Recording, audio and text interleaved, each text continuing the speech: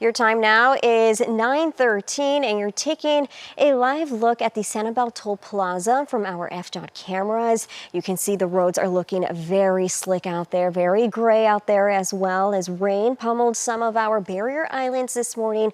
And now we are under a flash flood warning right now. More to tell us about this is our very own meteorologist, of course, Caroline Costora. Caroline, it's been a busy morning. Yes, and that warning was set to expire at 9:15, and as expected, they extended it to 11:15 for the barrier islands. No other places really have a flooding concern right now. Yes, you might be seeing some rain, and I will say Marco Island down there, that's the next place to watch just because they have heavier rain, but it's not as significant as what we are seeing on the barrier islands just because of how much rain has fallen. I have some promising news, though, related to getting a break over there. I wanted to show you that this is that warning that was extended. We'll zoom in here so you can see what's going on in Lee County. Additional development has happened eastward, but that is not anticipated to cause flooding, just some passing showers, maybe a stray thunderstorm moving through over there. Further inland, we have nothing going on. It's confined to the coast because of a low over the open waters, which is why we saw so much rain here, but I like what I'm seeing. I like that there's only some light rain within that warning box now.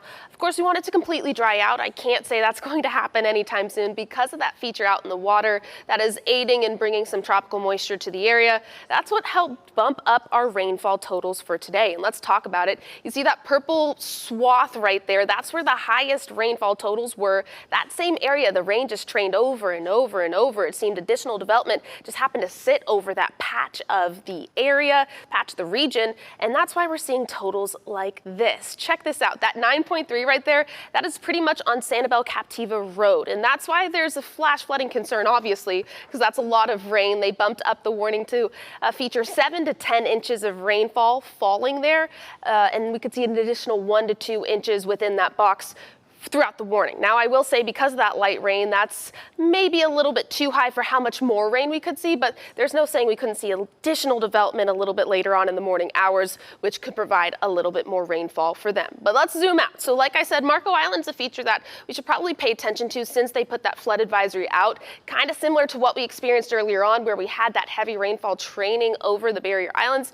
Down towards Marco Island, looks like they're getting some patches of heavy rain down there too, something to watch out for. But everybody else, you're trying to plan your Sunday, you're trying to plan the last day before school. What are you looking for? What's the weather going to be? Well, if you live along the coast or you had plans to go to the beach, I would maybe try to rework it or try to factor in the fact that it is going to rain a little bit more. And here's what that looks like. So this is by about 1 o'clock. We keep that rain primarily on the coast, but maybe a little bit more development further inland starting this afternoon and carrying on after that. Now, I will say, I think the further that activity gets in overland, the further it is away from the source of the tropical moisture. And so hopefully we see a break apart a little bit and it won't be quite as widespread over the inland counties, but still expect some thunderstorms, some showers and thunderstorms to persist this afternoon, and that will linger into the evening time frame as well. Just the thinking is that that coverage should dwindle a little bit more as we head to the later hours tonight. Once we start to get the influence of that tropical moisture out of here, it starts to break apart. This is by 9:30, so we get a break. Hopefully we dry things out for everybody. Hopefully try to get a drier start for the start of school tomorrow.